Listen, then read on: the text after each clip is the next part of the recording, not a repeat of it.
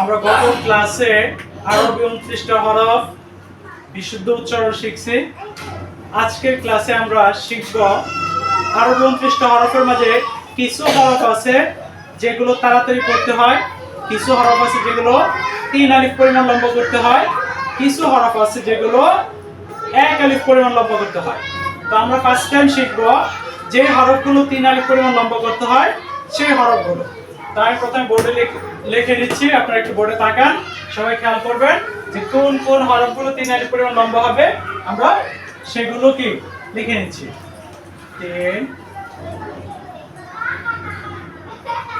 আলিফ লম্বা হবে। জিম দাল দাল সিন শিন সাদ দাদ আইন আইন কফ কাফ লাম মিম নুন ওয়াও। এই 15টি হরফ যেগুলো উচ্চারণ করার সময় 3 আলিফ পরিমাণ লম্বা হবে। তো আমি এখন উচ্চারণ করব, কিভাবে উচ্চারণ করতে হয় আপনারা সবাই আমার সাথে উচ্চারণ করবেন। বোর্ডে তাকান সবাই। জিম জিম দাল দাল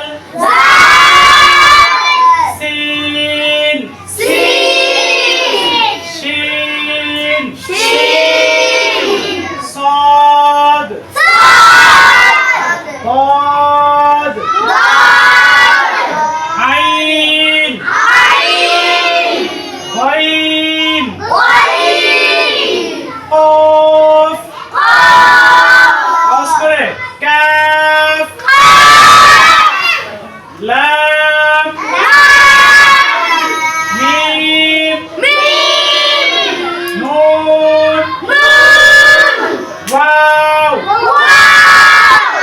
এই 15টি হরফ উচ্চারণ করার সময় 3 আলিফ পরিমাণ লম্বা করতে হবে, কারণ এই হরফগুলো বানান করতে গেলে মধ্যে আরজি কায়দা হয়। মধ্যে আরজি কায়দা হওয়ার কারণে এই হরফগুলো 3 আলিফ পরিমাণ লম্বা করতে হয়, লম্বা করতে হবে। কেমন?